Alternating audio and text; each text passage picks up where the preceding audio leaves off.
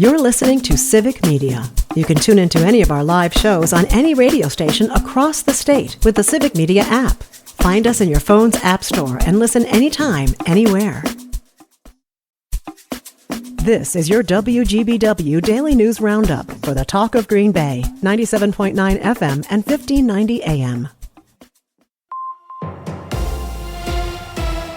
For 97.9 WGBW News, I'm Lisa Hale. It will cost more to attend college in Wisconsin. Here's Civic Media's Jimmy Kuska. For the third straight year, the Universities of Wisconsin system is increasing undergraduate tuition rates for its four-year campuses. UW schools will raise tuition by 5%, except for Green Bay going up by 4% and River Falls adding 5.8%. The announcement comes after the state's biennial budget provided $256 million in additional funding to UW. After a 10-year freeze on tuition increases, the UW system raised tuition by 5% in 2023 and 3.75% in 2024. The Board of Regents unanimously approved the increases. Tuition at UW Green Bay increases 4% to $7,410, and tuition at UW Oshkosh goes up 5% to $7,414.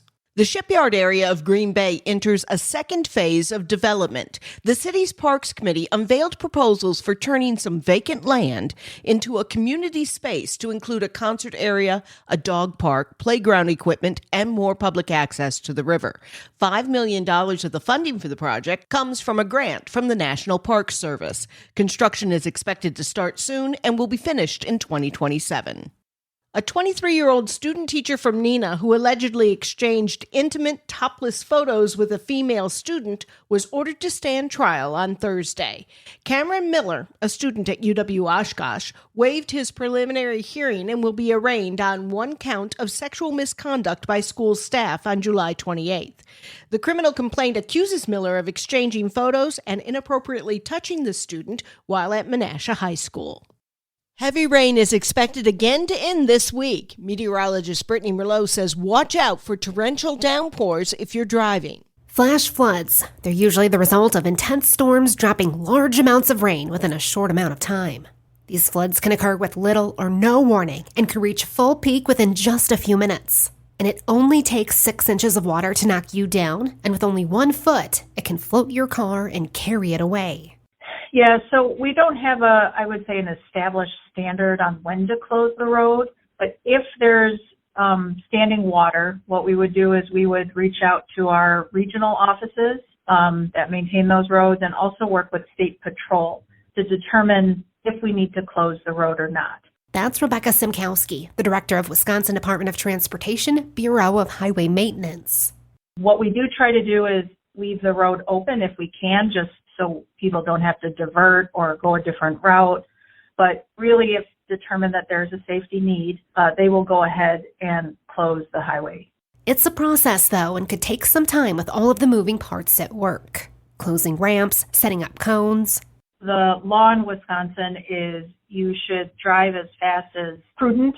So if the conditions warrant driving slower, you really should drive slower. Otherwise, you can get a ticket for that. So if somebody does see a truck speeding by and they have concerns, they can call, their local dispatch and report that. She also said that stopping and pulling over underneath an overpass is okay to do. Just be sure to have your hazards on.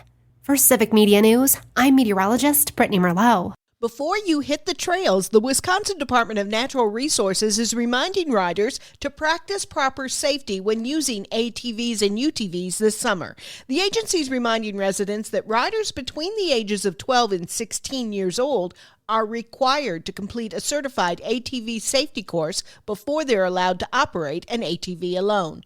Riders of all ages should also remember to use proper safety equipment like helmets and seat belts to protect themselves from serious injuries in the event of a crash. About 80% of serious ATV and UTV injuries occur in low-speed rollover crashes. New data shows more Wisconsin residents have been suffering from liver issues related to excessive alcohol consumption over recent years. According to a recent study, the number of Wisconsin residents who died as a result of the most common alcohol-related liver diseases rose from about 330 in 2019 to nearly 450 in 2023. mortality.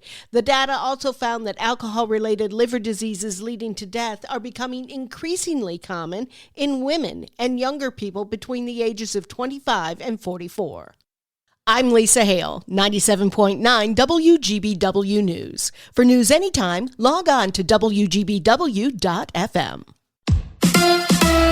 It's back to work for the crew. Hi, I'm Mike Clemens with sports. Baseball tonight in Milwaukee, where the Brewers open a 3-game weekend series against the Nationals. At 50 wins and 43 losses, the Brewers in second place in the NL Central, just 2 games behind the first-place Cubs. The Brewers coming off that 3-game sweep of the Dodgers. Now, with Freddie Peralta scheduled to pitch this Sunday, closer Trevor McGill will represent the team in the All-Star game next week. Sweep the Dodgers at home, that's give the fans what they want, right? That was awesome. Glad to be a part of that, and then also with the news as well. Like, that's just some goal that I put out in the offseason. Here it is coming true. The Nationals are in last place in the NL East, 16 games behind the Phillies. They fired their manager, Dave Martinez, and GM Mike Rizzo earlier in the week. Miguel Cairo named interim manager. Basketball, NBA Summer League action underway in Nevada. The Bucks with a 90-89 win over the Denver Nuggets last night. Jamari Bouye with a 3-pointer at the buzzer. With sports, I'm Mike Clemens. On your entertainment beat, I'm Pete Schwaba. If you thought it was hard to cancel a streaming subscription before, brace yourselves because it's about to get even more difficult. According to The Hollywood Reporter, the Federal Trade Commission's click-to-cancel option has been struck down by a federal appeals court. The FTC has tried to make it equally as easy to cancel a subscription as it is to sign up, so expect much more frustration. The whole issue started with Amazon, which was accused of tricking customers into signing up for Prime, then making it extremely difficult to cancel. I guess we know how Bezos paid for that wedding. Here's a Hollywood beat just for me. I hope you like it too. The show Bosch is coming back by way of another spinoff. Ballard will drop on Amazon Prime like Bosch and Bosch Legacy did previously, both of which are now kaput. Maggie Q will play Renee Ballard. Titus Welliver will return as Harry Bosch, who will assist Ballard with cold cases from time to time. All 10 episodes of Ballard dropped a couple days ago and are available on Prime. Mariska Hargitay has experienced an almost unprecedented run as an actor on the show Law & Order Special Victims Unit. And now she has a director's credit as well. She is the creative force behind a documentary about her late mother, Jane Mansfield, called My Mom Jane. The Hollywood Reporter is now saying the documentary will be eligible for the Oscars since it's been revealed that it had a short theatrical run at a North Hollywood movie theater last week. My Mom Jane is available to stream on HBO and is getting very good reviews. Sarah Jessica Parker feels she had to defend herself for not endorsing a political candidate publicly. The And Just Like That and Sex and the City star told Nicole Wallace on her podcast she didn't believe social media was the place for quick political conversations. To her credit, Parker says she's not going to go into an argument unless she is totally educated on an issue. Imagine that. There is only one new release this weekend, but it's a big one. I'm talking about, of course, the highly anticipated Superman, which according to Rotten Tomatoes, critics seem to approve of and audiences are raving about. The film is directed by James Gunn and stars David Cornsweet as the title character. Joining him in the cast is the marvelous Miss Maisel's Rachel Brosnahan, Bradley Cooper, and Nicholas Hoult. In the latest installment, Lex Luthor is a tech billionaire. Sounds about right. And since this is the age of the re-release, and if you're lucky enough to live in a city where there is a limited showing, check out One Flew Over the Cuckoo's Nest, which is celebrating its 50th anniversary and is playing in various cities. The film stars much younger versions of Jack Nicholson and Danny DeVito and has won 5 Oscars for Best Picture and 1 for Nicholson as Best Actor. Let's go to the movies. For more showbiz fun, tune into Nightlight with me, Pete Schwaba, weeknights from 6 to 8 p.m. on the Civic Media Radio Network. It is going to be partly to mostly cloudy today with a few scattered showers and thunderstorms possible. Our high in the low 80s. Tonight, scattered thunderstorms. We're going to drop into the mid-60s. Tomorrow, cloudy, scattered thunderstorms in the morning, some clearing in the afternoon with a high of 79. I'm meteorologist Sean Cable. Currently, it's 71. That's your WGBW Daily News Roundup from Civic Media. Subscribe to this podcast on Spotify, Apple, or wherever you find your podcasts. Find more news at WGBW.FM.